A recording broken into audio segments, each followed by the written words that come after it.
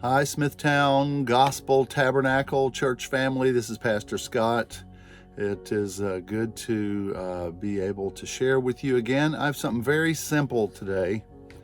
It comes from Luke chapter 18. I'm reading in the English Standard Version.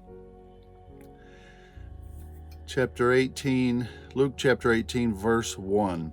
And he told them a parable to the effect that they ought always to pray and not lose heart.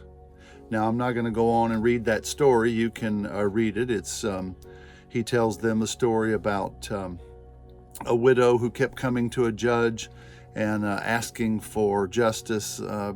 She was persistent, and he finally cooperated, right?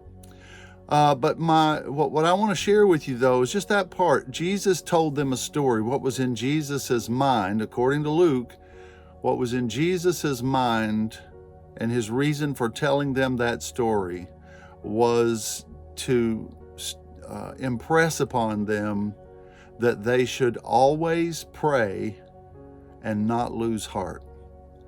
I can't tell you how many times as a pastor at SGT, I have a conversation with someone and they're going through a struggle, whatever it might be. And of course, in our counseling times, we all want to try to help someone find solutions. And so we can suggest a lot of things.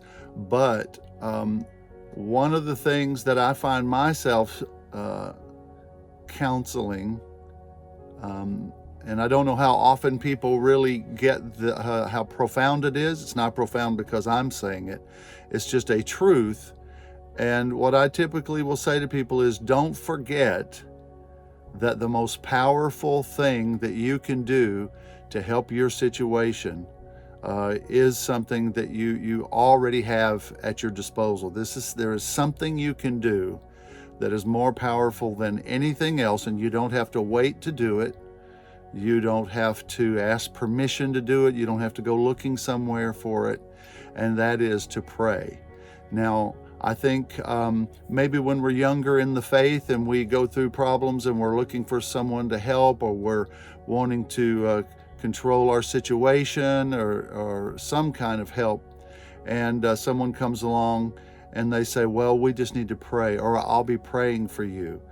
And of course, we all know to say thank you, but sometimes I think when we were younger in the faith, maybe we thought, well, okay, thanks for praying for me, but I need an answer today.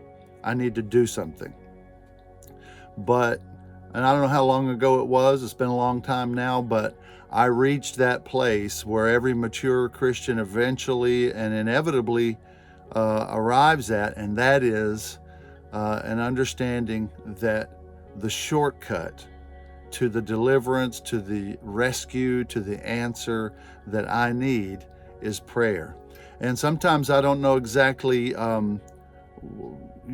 what that should be, or maybe it's very involved and I don't list every detail.